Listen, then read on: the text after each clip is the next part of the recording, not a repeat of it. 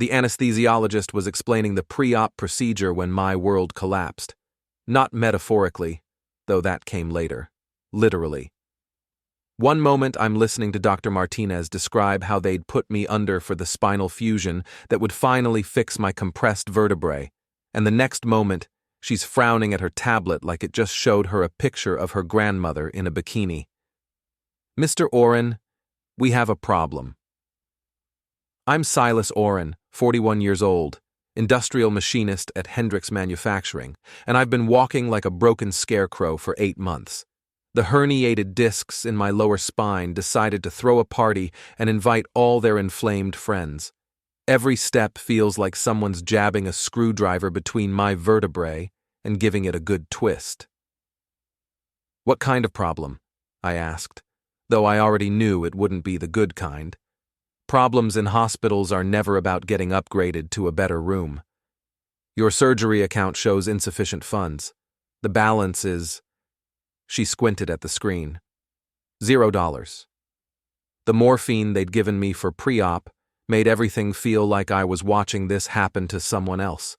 Someone who looked exactly like me but was having a much worse day. That's impossible.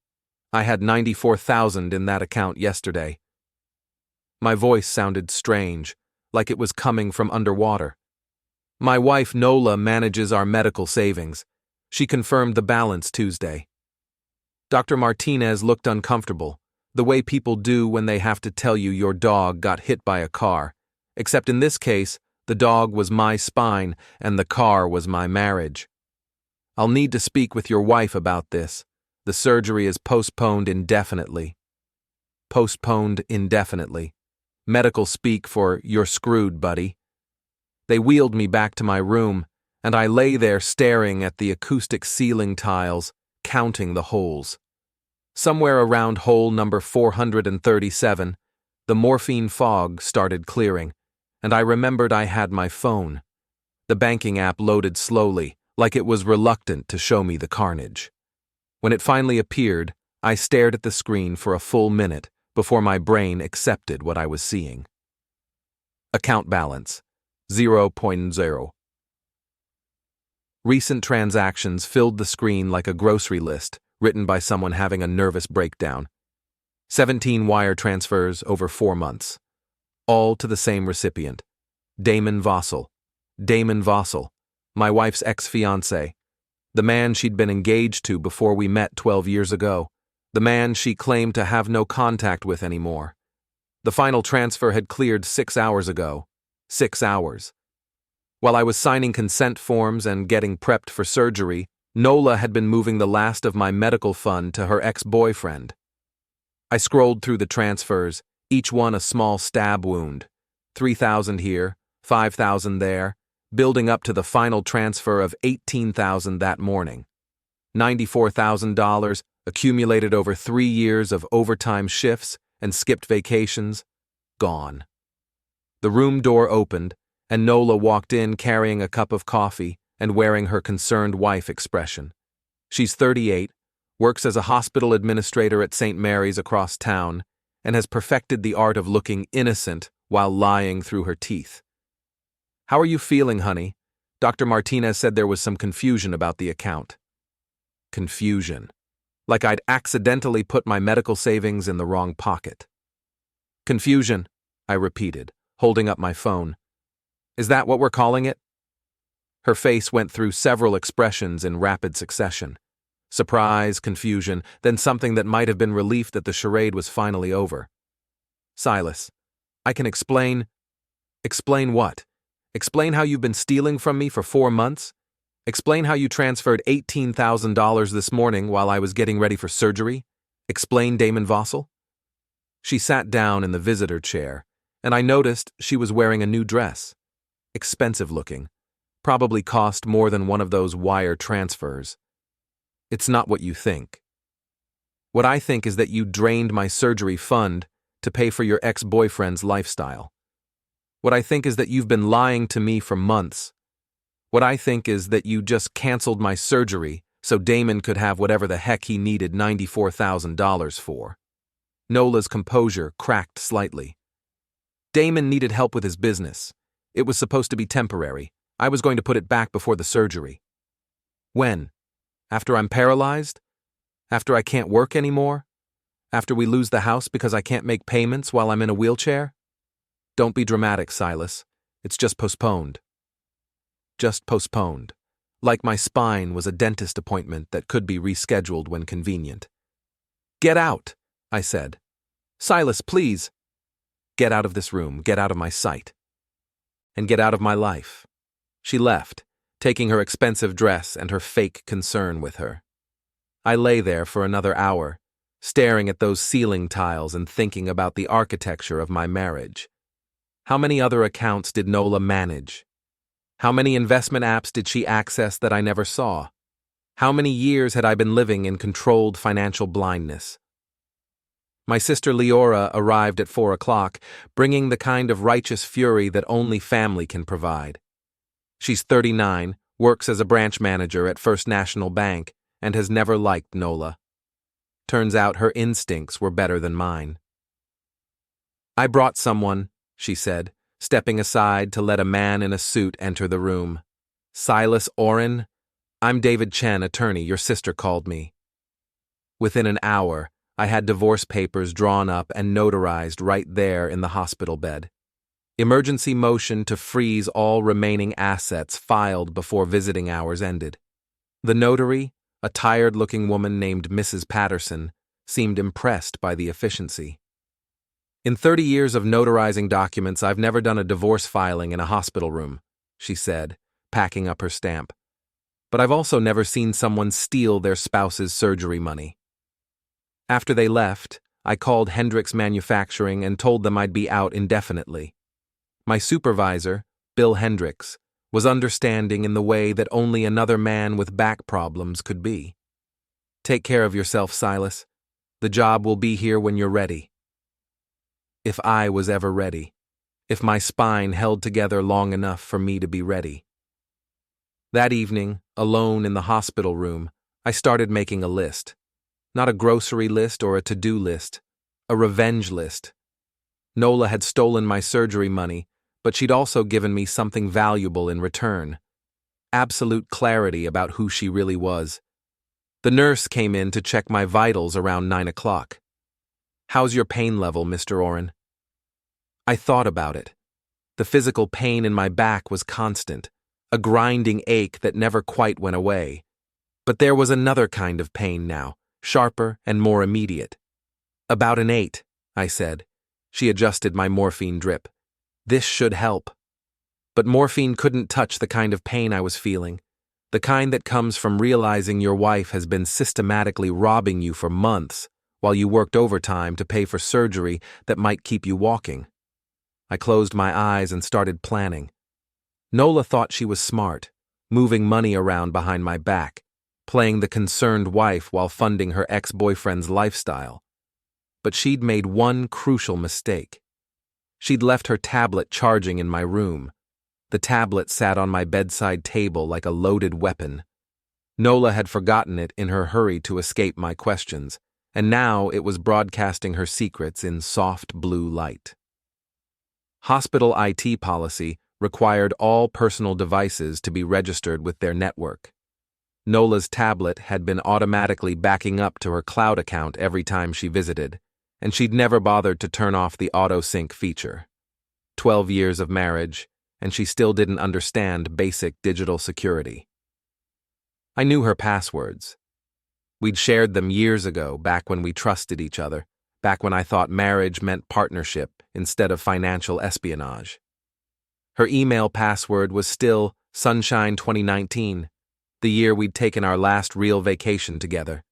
The emails loaded slowly on the hospital Wi-Fi, but what I found was worth the wait. Months of correspondence with Damon Vossel, planning what they called the dream wedding. Not their wedding, his wedding.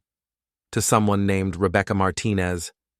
I scrolled through the emails, each one revealing another layer of the scheme.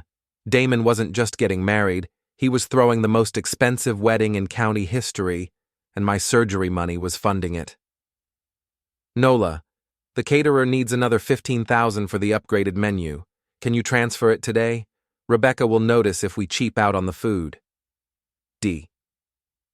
Damon, I moved $12,000 yesterday. Silas is starting to ask questions about the account balance. We need to be more careful. N. Baby, don't worry about Silas. After the wedding, Rebecca's family connections will set us up for life. This is an investment in our future. D. Our future, not Nola and Silas's future. Nola and Damon's future. I kept reading, my anger building with each email.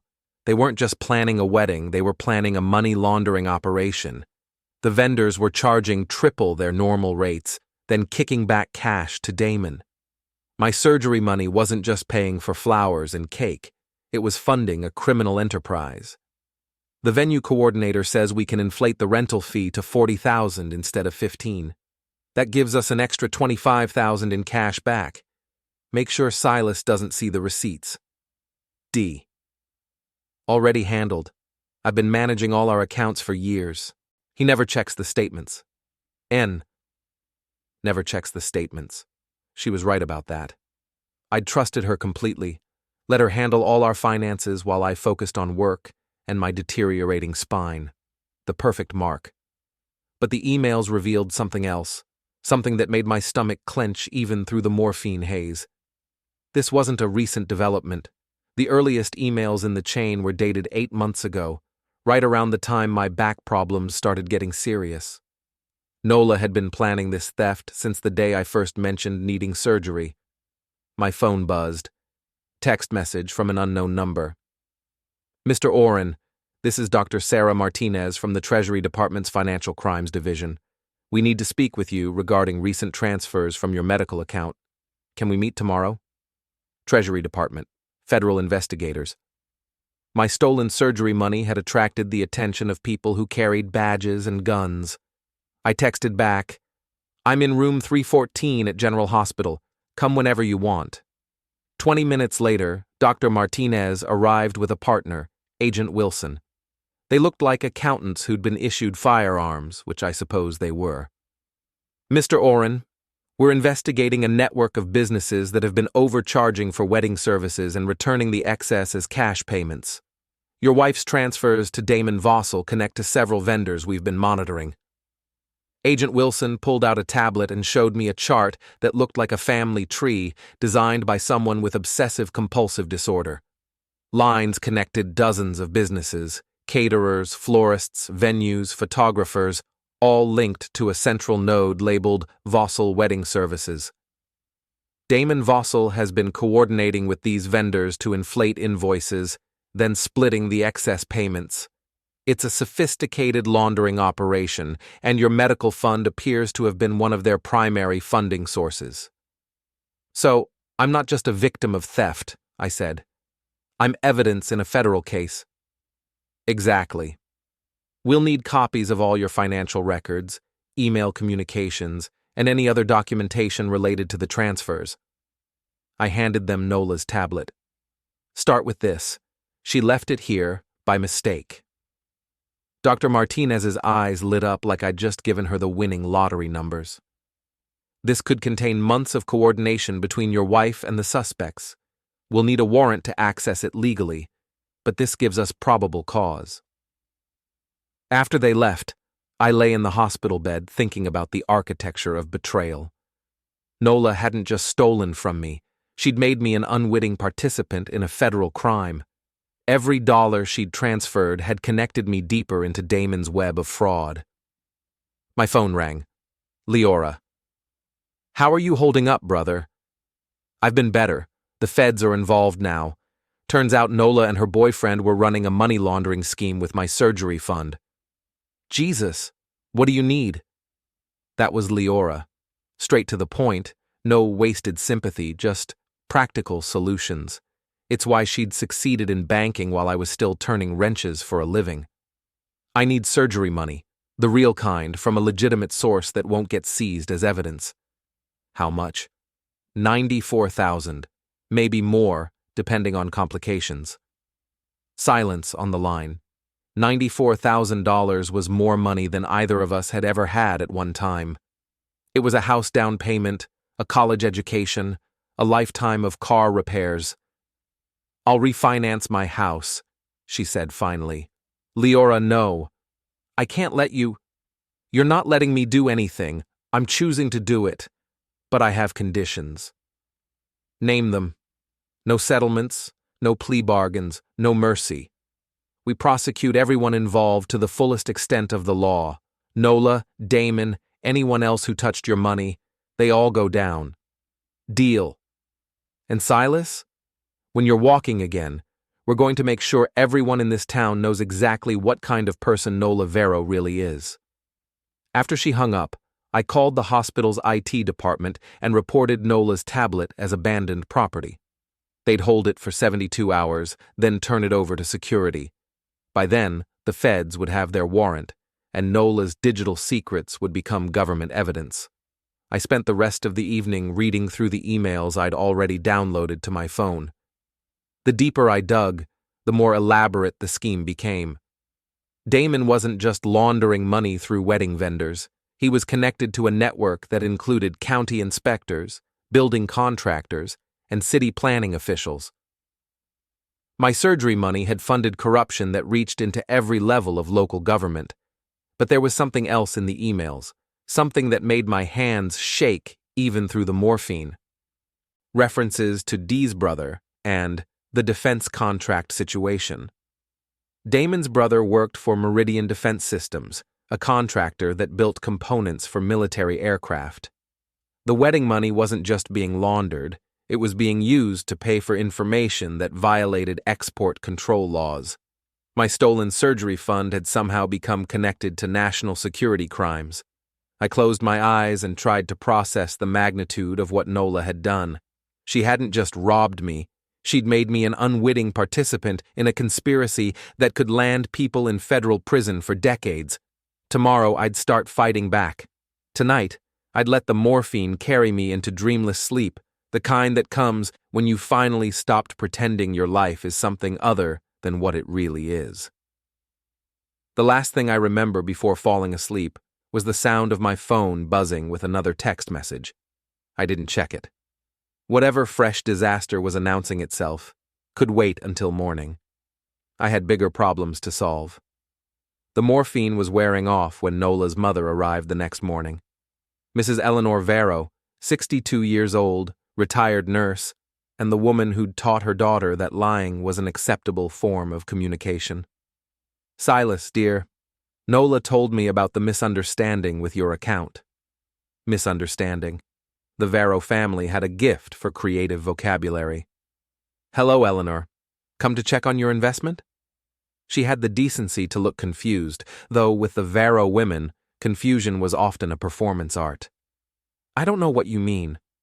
I pulled up the bank records on my phone and showed her the screen. "The first transfer to Damon Vossel came from an account you co-signed.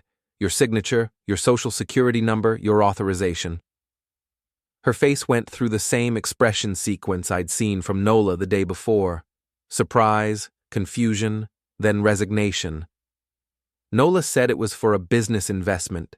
She said you'd approved it." "When did she say that, Eleanor? When you were signing the paperwork, or when you were coordinating the weekly transfer amounts over the phone?" The phone records had been easy to subpoena once the feds got involved. 47 calls between Eleanor and Nola over 4 months, always on the same day that transfers went out, always lasting exactly long enough to coordinate bank routing numbers. "I was trying to help my daughter." "You were helping her steal from me. There's a difference." Eleanor sat down heavily in the visitor chair. "What happens now? Now you get to explain to federal investigators why you participated in a money laundering scheme. Now you get to tell them about every conversation you had with Nola about moving my surgery money to her boyfriend. I didn't know it was money laundering, but you knew it was my money. You knew I needed surgery. You knew Nola was lying to me about where it was going." She didn't answer, which was answer enough. After Eleanor left, Dr. Martinez from Treasury returned with more agents and a warrant for Nola's tablet. They also brought news that made my situation even more complicated. We raided Damon Vossel's wedding venue this morning during the final rehearsal. The reception was scheduled for tonight. was scheduled. The bride's family includes 3 county commissioners and a federal judge. When we arrested Damon in front of 200 wedding guests, it created what you might call a diplomatic incident. Agent Wilson pulled out his phone and showed me a video. Damon Vossel, 40 years old and wearing a tuxedo that probably cost more than my monthly salary, being handcuffed next to a 5-tier wedding cake while his bride screamed in the background. The bride, Rebecca Martinez, claims she had no knowledge of her fiancé's money laundering operation. Her family is demanding a full investigation into how their wedding became connected to federal crimes. And my money? Frozen as evidence. Every account that received transfers from your medical fund is now part of our investigation. We're talking about 18 different businesses, 47 bank accounts, and approximately $2.3 million in fraudulent transactions. $2.3 million. My $94,000 had been a small part of something much larger. How long before I get it back? Dr. Martinez and Agent Wilson exchanged glances. Federal financial investigations can take years, Mr. Orrin. We'll do our best to expedite your case, given the medical circumstances, but we can't make promises. Years. I could be permanently paralyzed by then. After the agents left, I called Leora with an update. She'd already heard about the wedding raid through her banking contacts. It's all over town, Silas. Damon getting arrested at his own wedding rehearsal, Nola being questioned by federal agents, the bride's family hiring lawyers. You're famous? I don't want to be famous. I want my spine fixed. The refinancing is approved. I can have $94,000 in your account by Monday. Leora, if this investigation drags on for years, you might not get repaid. Then I guess I'll have to make sure it doesn't drag on for years. That afternoon, I had an unexpected visitor. Rebecca Martinez, the almost bride, arrived wearing a wedding dress that probably cost more than my car. She looked like someone who'd been planning the perfect wedding for years, only to have it explode into a federal crime scene. Mr. Orrin, I'm Rebecca Martinez. I wanted to apologize for what happened to your surgery money. She sat down carefully, managing the elaborate dress with practiced ease. I had no idea Damon was stealing from people to pay for our wedding. If I'd known, I would never have. How could you not know? The vendors were charging triple their normal rates. The venue rental was $40,000 for one night. Did none of that seem excessive? Rebecca's composure cracked slightly.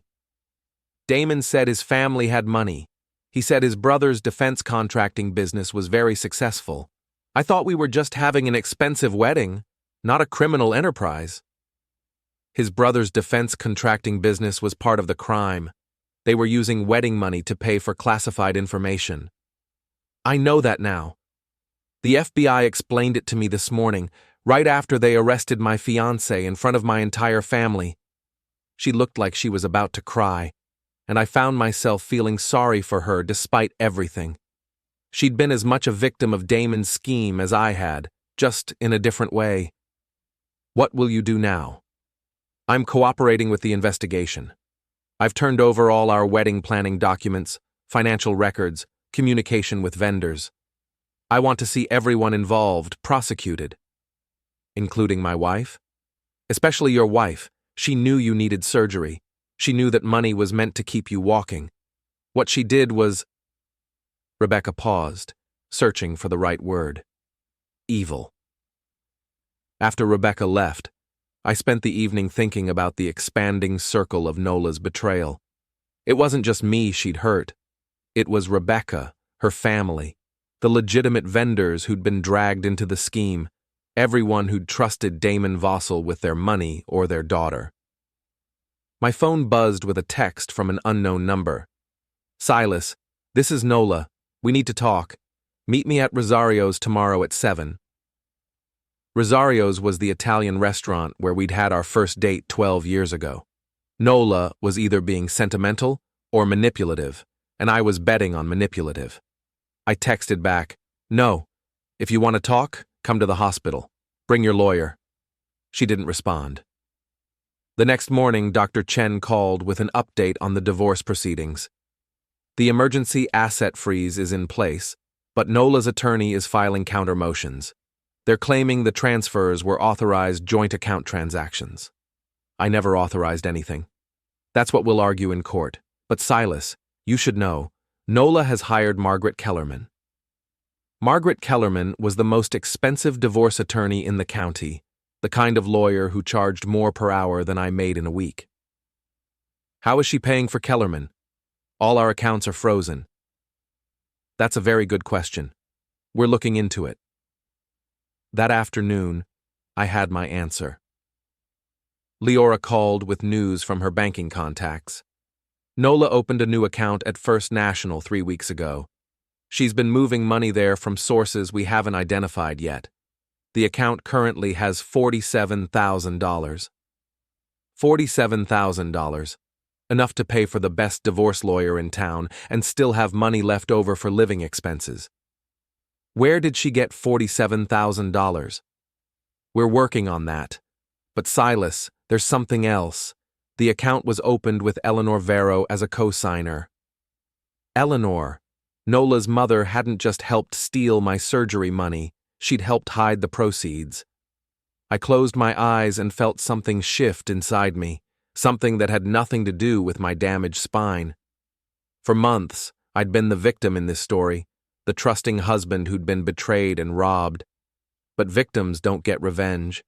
Victims get sympathy and insurance payouts and maybe their money back eventually. I didn't want to be a victim anymore. I wanted to be the architect of Nola's destruction. The surgery was scheduled for Monday morning, 8 months after it should have happened. Dr. Peterson, the spinal surgeon, was cautiously optimistic about the procedure despite the delay. The nerve compression has worsened, but we can still repair most of the damage. You'll need extensive physical therapy, but you should regain full mobility. Should. Medical professionals love that word because it covers them legally while giving patients hope. Leora's loan had cleared on Friday, exactly as promised. $94,000 in a new account that only I could access, with additional funds available if complications arose. My sister had mortgaged her future to give me back mine, but I wasn't just planning to walk again. I was planning to dance on the ruins of Nola's life. The weekend before surgery, I received an unexpected visitor. Damon Vossel's brother, Marcus Vossel, arrived Saturday afternoon looking like a man who'd been awake for several days straight. "Mr. Orrin, I'm Marcus Vossel. I need to talk to you about my brother." Marcus was older than Damon, probably mid-40s, with the kind of expensive haircut that suggested serious money. He worked for Meridian Defense Systems, the contractor that built classified aircraft components. "Your brother stole my surgery money to fund a wedding that was actually a money laundering operation.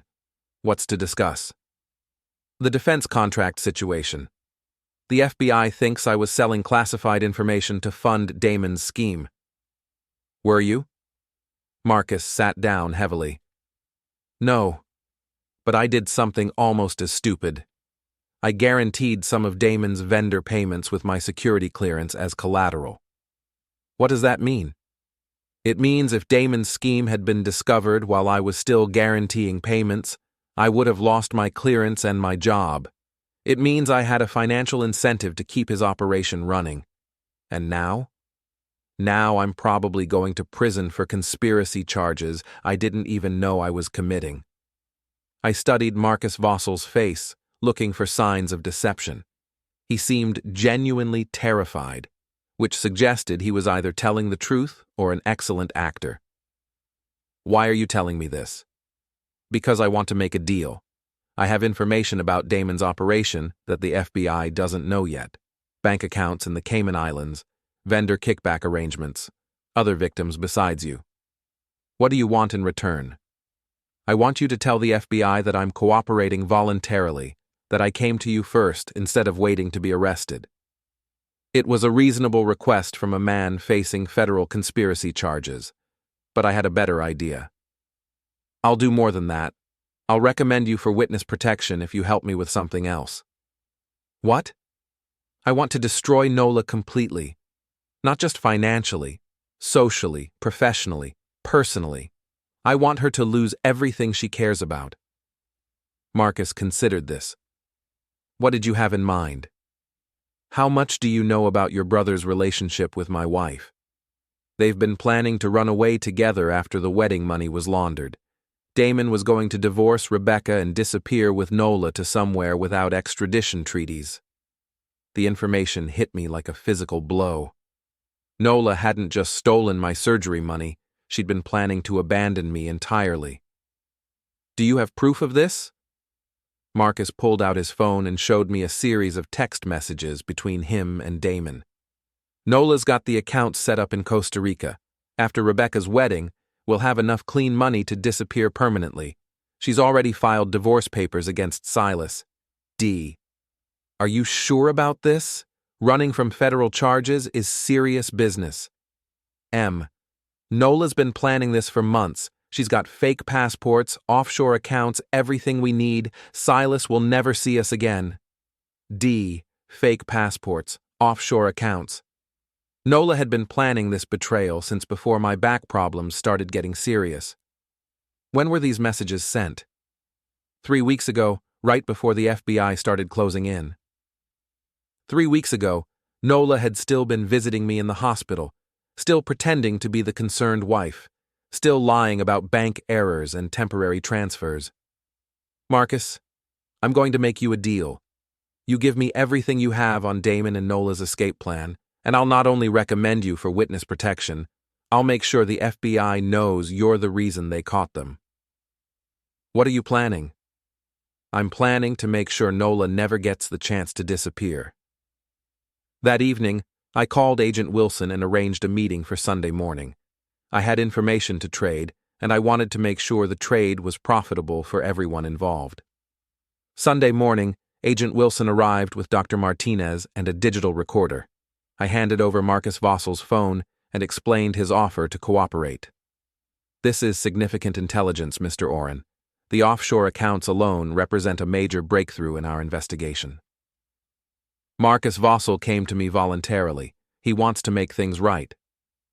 "We'll take that into consideration. What do you want in return?" "I want to be present when you arrest Nola. I want to see her face when she realizes her escape plan failed."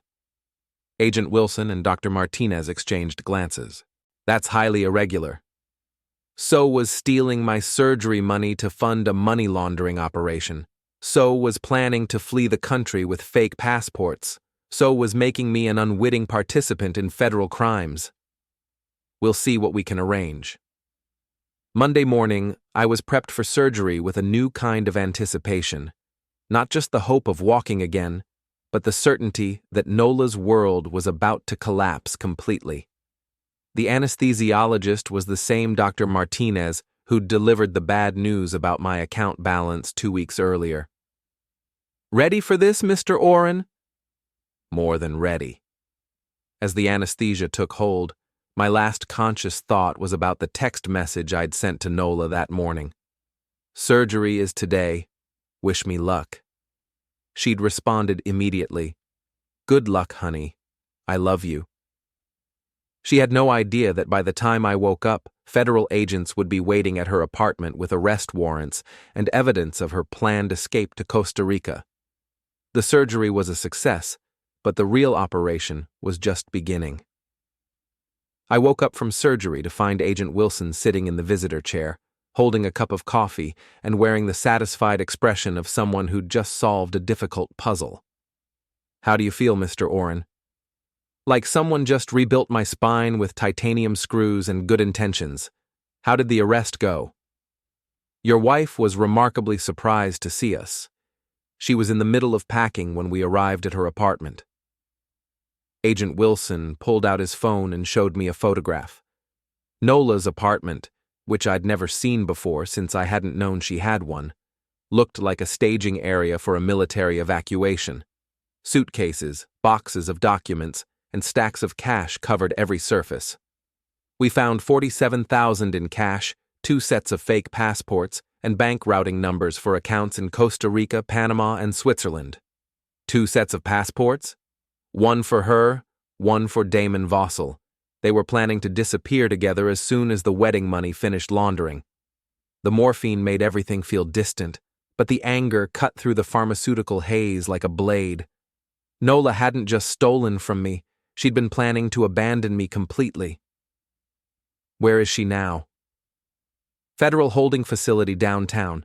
No bail, flight risk. She'll be there until trial. And Damon? Same facility, different cell block. His brother Marcus has been very helpful with our investigation. We've recovered approximately $1.8 million in fraudulent transfers, including your $94,000. When do I get it back? Your money will be released within 30 days. Marcus Vossel's cooperation has expedited the process significantly.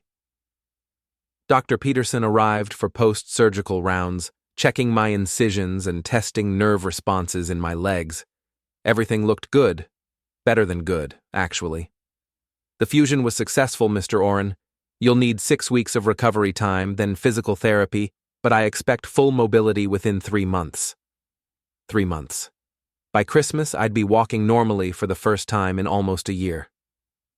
After the medical team left, Agent Wilson gave me a more detailed briefing on Nola's arrest. She initially claimed the apartment belonged to a friend, that she was just house-sitting. Then we showed her the lease with her signature and the bank statements showing she'd been paying rent for 6 months. 6 months? She's been planning this escape since March, right around the time you first mentioned needing surgery. March. I remembered that conversation clearly. We'd been having dinner at Romano's, and I'd told her about Dr. Peterson's recommendation for spinal fusion. Nola had been very supportive, very concerned about making sure we had enough money saved, very interested in the exact amount of money we'd need. What happens now? Trial preparation.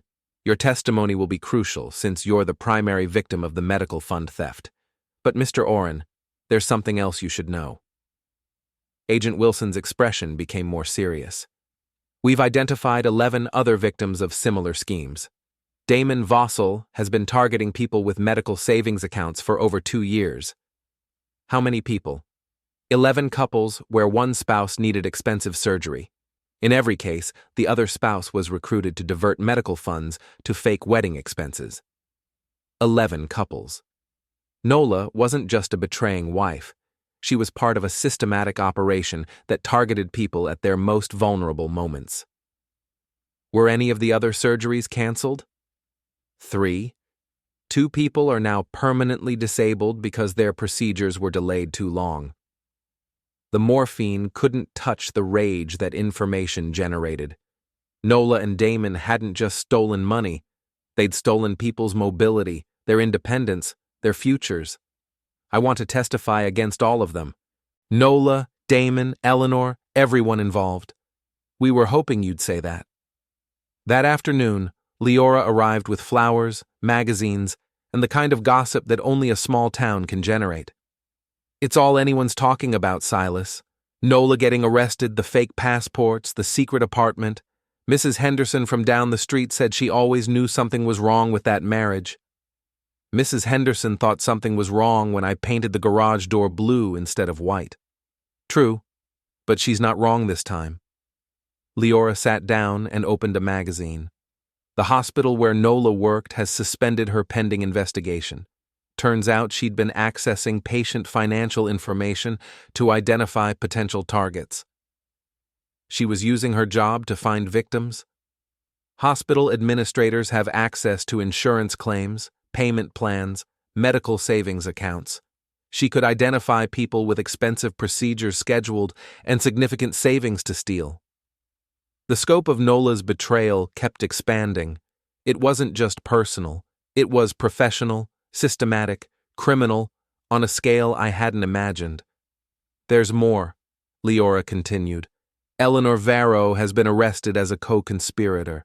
Apparently she wasn't just helping with your account. She was co-signing fraudulent accounts for multiple victims. Eleanor in jail, Nola in jail, Damon in jail, the entire conspiracy collapsing like a house of cards in a hurricane. How do you feel about it? Leora asked. I thought about the question seriously. How did I feel about my wife being in federal prison? about her mother facing conspiracy charges, about the systematic destruction of everyone who'd betrayed me. "I feel like I'm going to walk again," I said finally. "Everything else is just details." That evening, I received an unexpected phone call. Rebecca Martinez, Damon's former fiancé, calling from her family's law office. "Mr. Orrin, I wanted to update you on our civil lawsuit against everyone involved in the wedding fraud." "Civil lawsuit?" "My family is suing Damon, your wife, Eleanor Vero, and every vendor who participated in the money laundering scheme. We're seeking damages for fraud, emotional distress, and reputational harm." "How much are we talking about?" $2.7 million, and Mr. Orrin, we'd like you to join as a co-plaintiff. Your medical situation makes you a very sympathetic victim. $2.7 million. Even after legal fees, that would be enough to ensure I never had to worry about money again. What would I need to do? Testify about the impact of the theft on your health and your marriage. Document the financial and emotional damages. Let our attorneys handle the rest. I'm in. After hanging up, I lay in the hospital bed thinking about the architecture of revenge. 3 weeks ago, I'd been a victim, betrayed, robbed, facing potential paralysis.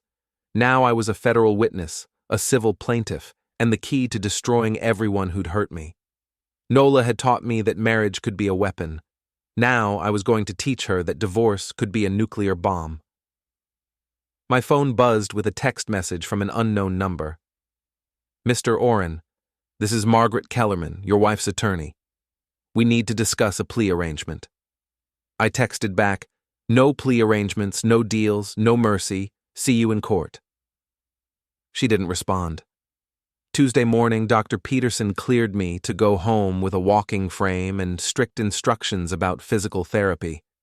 Leora had prepared her guest room for my recovery, since going back to the house I'd shared with Nola was out of the question.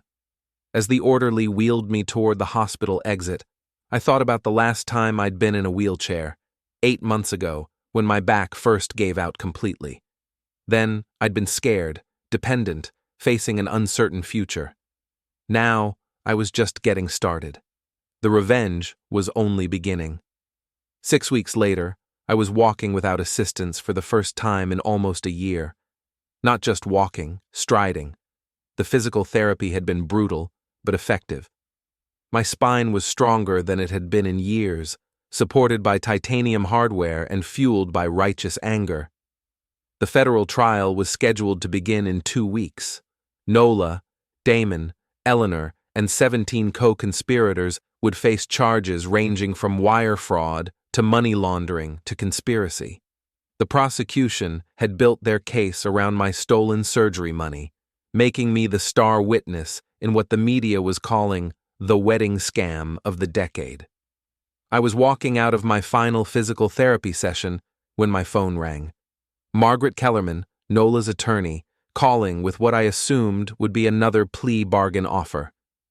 "Mr. Orrin, my client would like to meet with you before the trial begins." "Your client can meet with me in court. She has information about other victims, people who haven't been identified yet. She's willing to cooperate fully in exchange for a reduced sentence. She had 8 months to cooperate. She chose to plan an escape to Costa Rica instead." "Mr. Orrin, please. Nola is facing 30 years in federal prison. She's terrified.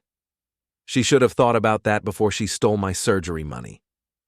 I hung up and continued walking toward my car. 30 years in federal prison. Nola would be 68 when she got out, assuming she got out at all. It seemed appropriate. The civil lawsuit was proceeding even faster than the criminal case. Rebecca Martinez's family had hired a team of attorneys who specialized in financial fraud, and they'd been systematically dismantling every aspect of Damon's operation. The discovery phase alone had been devastating. Bank records, email communications, phone logs, financial statements, everything documented in excruciating detail. Damon and Nola's escape plan, Eleanor's role as a co-conspirator, the systematic targeting of medical savings accounts. My damages were calculated at $1.2 million, based on medical expenses, lost wages, emotional distress, and punitive damages. Even after attorney fees, I was looking at a settlement that would make me financially independent for life. But money wasn't the only form of revenge I was pursuing. I'd spent the last 6 weeks systematically destroying Nola's reputation in every social circle she'd ever been part of. Not through lies or exaggeration, just through the simple truth about what she'd done. Her book club had expelled her after I shared the federal indictment with the group leader.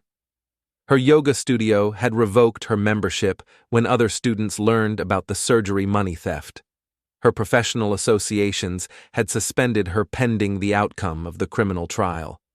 The hospital had not only fired her, but had also reported her to state licensing boards in 3 states, ensuring she'd never work in healthcare administration again. Eleanor Varro had faced similar social destruction. Her church had asked her to step down from the finance committee. Her neighborhood association had removed her as treasurer. Her bridge club had voted her out unanimously. The Varro family name had become synonymous with theft and betrayal throughout the county, but the most satisfying revenge was yet to come. The federal prosecutor, Assistant U.S. Attorney Janet Morrison, had called me to her office for final trial preparation. She was a woman in her 50s who'd built her career prosecuting financial crimes, and she was treating the wedding scam case as a personal mission. Mr. Orrin, your testimony will be the emotional center of our case. The jury needs to understand that this wasn't just about money, it was about trust, marriage, medical necessity. What do you need me to do? Tell your story. Explain what it felt like to wake up from pre-op preparation and learn that your surgery had been canceled. Describe the impact of the delay on your health. Help the jury understand that Nola didn't just steal money, she stole your mobility. What about the escape plan? That's where we destroy her credibility completely. We'll show the fake passports, the offshore accounts, the apartment she rented for 6 months while pretending to be a concerned wife. The jury will see that every expression of love and support was a lie. How long will the trial last? 3 weeks, maybe 4, but Mr. Orrin, you should prepare yourself for Nola's defense strategy. Which is? They're going to claim she was manipulated by Damon, that she was as much a victim as you were. They'll argue that she was in an emotionally abusive relationship and couldn't think clearly. That's ridiculous. Of course it is, but it's their only option. They can't deny the evidence, so they'll try to minimize her responsibility. Will it work? Not with the evidence we have. The emails show her actively planning the theft, coordinating with her mother, researching escape routes. She wasn't a victim. She was a co-conspirator. The trial began on a Monday morning in October, exactly 1 year after my surgery had originally been scheduled. I arrived at the federal courthouse walking normally, without assistance, wearing my best suit and carrying a folder of evidence that would destroy my wife's life. The jury selection took 2 days. 12 citizens who would decide whether Nola Varro was a criminal or a victim, whether Damon Vossel was a mastermind or an opportunist, whether Eleanor Varro was a co-conspirator or a misguided mother. I testified on Wednesday afternoon, taking the witness stand in the same courtroom where I'd been married to Nola 12 years earlier. The irony wasn't lost on anyone present. Prosecutor Morrison walked me through the entire timeline, the development of my back problems, the accumulation of surgery funds, the discovery of the transfers, the canceled surgery, the arrest and recovery. Mr. Orrin, how did you feel when you learned that your wife had stolen your surgery money? Betrayed, abandoned, terrified that I might never walk normally again. Did Mrs. Varro ever express remorse for her actions? No. Even after she was arrested, she tried to claim it was a misunderstanding. What impact did the theft have on your marriage? It ended it. Completely and permanently. Margaret Kellerman's cross-examination was aggressive but ineffective. She tried to portray Nola as a victim of Damon's manipulation, but the evidence was overwhelming. The emails, the escape plan, the systematic coordination with her mother, Everything pointed to active participation rather than passive victimization. Mr. Orrin, isn't it possible that my client was emotionally coerced into participating in this scheme? Your client spent 6 months planning to disappear to Costa Rica with her boyfriend. That's not coercion, that's conspiracy. The trial continued for 3 more weeks, with testimony from federal agents, banking experts, other victims, and finally the defendants themselves. Damon Vossel took the stand and tried to claim that the wedding expenses were legitimate, that the money laundering was accidental, that he'd never intended to hurt anyone. His testimony fell apart under cross-examination when prosecutors showed him emails discussing the surgery money idiot and how long before Silas figures it out. Eleanor Vero testified that she'd been trying to help her daughter, that she hadn't understood the implications of co-signing fraudulent accounts. Her credibility evaporated when prosecutors revealed that she'd received $23,000 in kickbacks from the scheme. Nola testified last, taking the stand on a Friday afternoon in November. She wore a conservative dress and an expression of practiced remorse, but her testimony was a disaster from the beginning. Mrs. Vero, why did you transfer your husband's surgery money to Damon Vossel? I thought it was a temporary loan. Damon said he would pay it back before Silas needed the surgery. Then why did you plan to flee the country with Mr. Vossel? I was scared. I knew Silas would be angry when he found out about the transfers. You were scared of your husband's anger, so you decided to abandon him permanently? I wasn't thinking clearly. Prosecutor Morrison destroyed her on cross-examination, showing the jury emails where Nola discussed getting rid of Silas permanently and starting over in Costa Rica with clean money. The jury deliberated for 6 hours and returned guilty verdicts on all charges for all defendants. Damon Vossel, 35 years in federal prison. Eleanor Vero, 12 years in federal prison. Nola Vero, 28 years in federal prison. I was sitting in the gallery when the verdicts were read, watching my wife's face as she realized that her life was effectively over. She looked back at me once, and I saw something I'd never seen before in her eyes: fear. The civil lawsuit settled the following week for $2.1 million, paid from seized assets and insurance policies. After legal fees, I received $1.4 million, enough to ensure I'd never have to work again if I chose not to. But I wasn't ready to retire. I was 42 years old, walking normally for the first time in years, and I had a new appreciation for the value of honest work. I returned to Hendricks Manufacturing the Monday after the sentencing, walking into the shop without assistance and ready to get back to the job I'd always loved. Bill Hendricks met me at the door with a handshake and a grin. "Welcome back, Silas. How's the back?" "Strong as titanium," I said, and meant it. That evening, I had dinner with Leora and Liam to celebrate the end of the legal proceedings. We went to Romano's, the same restaurant where Nola had first learned about my need for surgery, where she'd begun planning my betrayal. "So what now?" Leora asked over dessert. "Now I live my life. I work, I walk, I enjoy being able to trust the people around me." "Any regrets?" I thought about the question seriously. Did I regret the marriage, the betrayal, the year of pain and legal battles?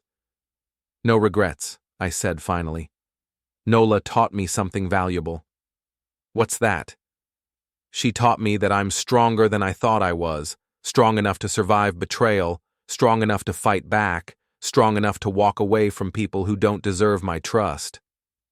And strong enough to walk again. And strong enough to walk again." We raised our glasses in a toast to titanium spines and second chances, to justice served and debts repaid, to the simple pleasure of being able to stand up straight and walk away from people who've hurt you. Outside the restaurant, I stood in the parking lot for a moment, feeling the strength in my legs and the straightness of my spine. A year ago, I'd been broken, physically, emotionally, financially. Now I was whole again, stronger than I'd ever been. I walked to my car without pain, without assistance, without looking back.